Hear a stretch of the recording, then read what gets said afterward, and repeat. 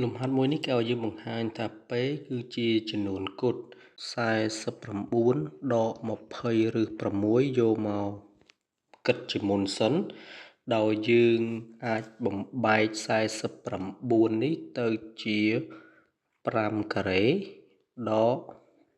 2គុណឲ្យ5ហើយគុណឲ្យ2ឬ6បូកនឹង2ឬ6លើកជាការ៉េចូលរូបមន្ត a ការ៉េដក2ដង ab បូកឲ្យ b ការ៉េនោះយើងអាចសរសេរទៅជា5ដក2ឬ6លើកជាការ៉េឬយើងអាចសរសេរទៅជា5ដក2ឬ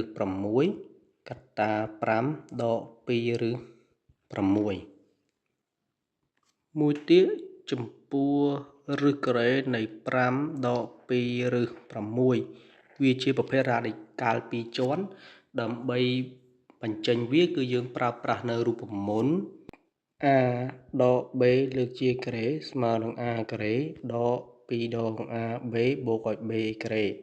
ដោយសារតែលំហាត់យើងនេះមានសញ្ញាដកនោះរូបមន្តដែលយើងត្រូវប្រើគឺមួយនេះបន្ទាប់មកយើងចាប់ផ្ដើមបំលែងតួ a ការ៉េនិង b ការ៉េគឺ5ហើយតួ ab គឺឫស6នោះយើងអាចបំលែងទៅជាឫស3លើកជាការ៉េហើយបូកឲ្យឫស2លើកជាការ៉េ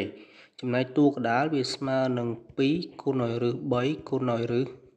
2ហើយឫសខាងក្រៅនេះនៅដដែល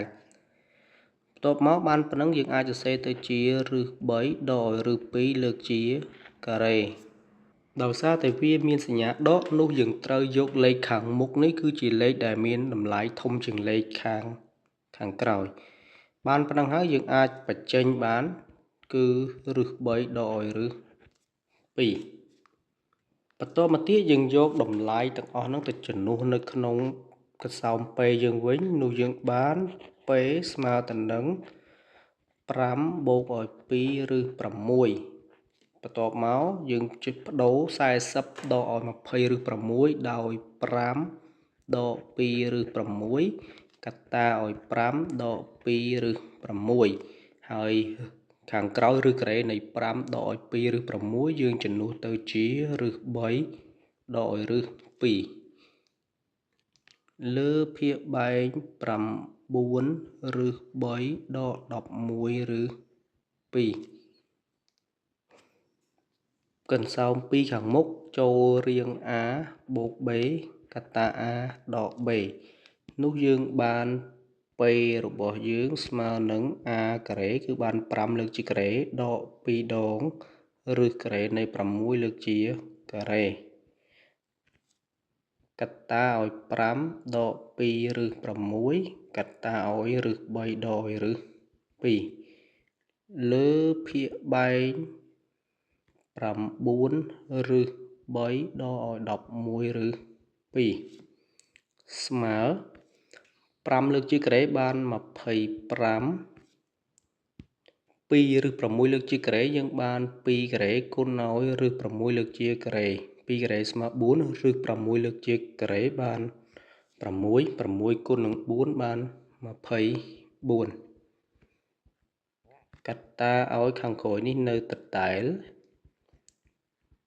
ភាគបែងយើងរក្សានៅដដែលគឺ9ឬ3ដកឲ្យ11ឬ2 25ដក24នៅសល់1ចឹងយើងបាន5ដក2ឬ6កត្តាឲ្យឬ3ដកឲ្យឬ